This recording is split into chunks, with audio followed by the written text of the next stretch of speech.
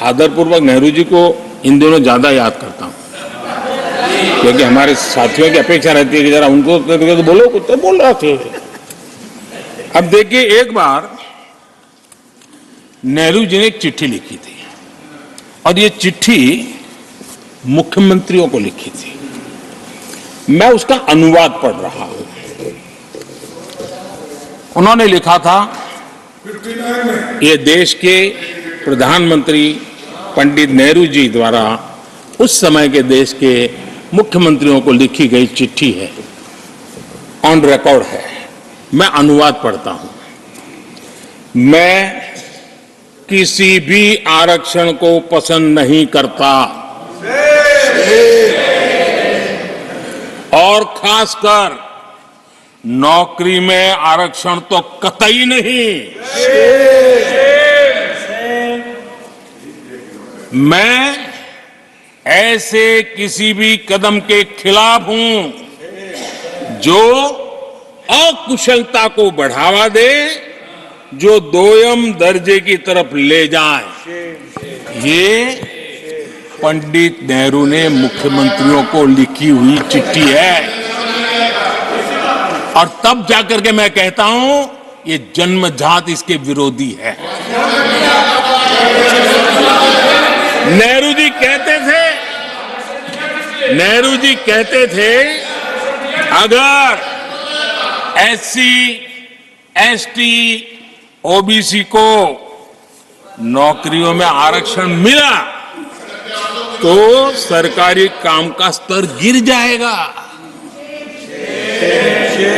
और आज जो आंकड़े गिनाते हैं ना कि इतने यहां है, इतने यहां है, उसका मूल यहां है, क्योंकि उस समय उन्होंने रोक दिया था, रिक्रूटमेंट ही मत करो। अगर उस समय सरकार में भर्ती हुई होती और वो प्रमोशन करते करते आगे बढ़ते तो आज यहां पर पहुंचते। सभापति जी, ये कोर्ट में पढ़ रहा हूं, आप वेरीफाई कर सकते हैं। मैं पंडित नेहरू का कोट पढ़ रहा हूं।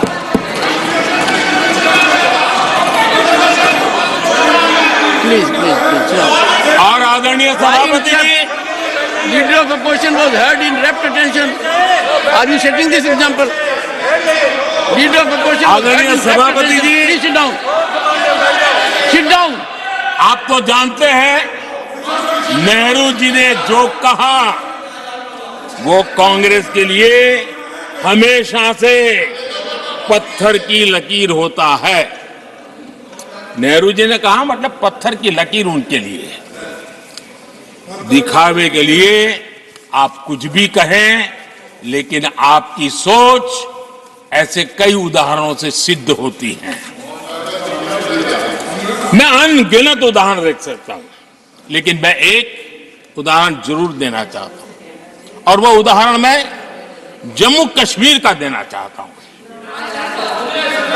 कांग्रेस ने जम्मू कश्मीर के एससी, एसटी, ओबीसी को 7 दशकों तक उनके अधिकारों से वंचित रखा।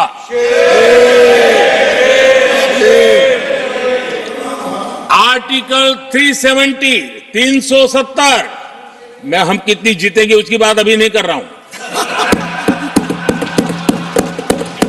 आर्टिकल 370 को निरस्त किया, तब जाकर के इतने दशकों के बाद एसटी, एसटी, ओबीसी को वो अधिकार मिले जो देश के लोगों को बरसों से मिले हुए थे। इसको रोक के रखा था। जम्मू कश्मीर में फॉरेस्ट राइट्स एक्ट उनको प्राप्त नहीं था। जम्मू कश्मीर में प्रिवेंशन ऑफ एट्रोसिटी एक्ट नहीं था। ये हमने 370 हटाकर ये अधिकार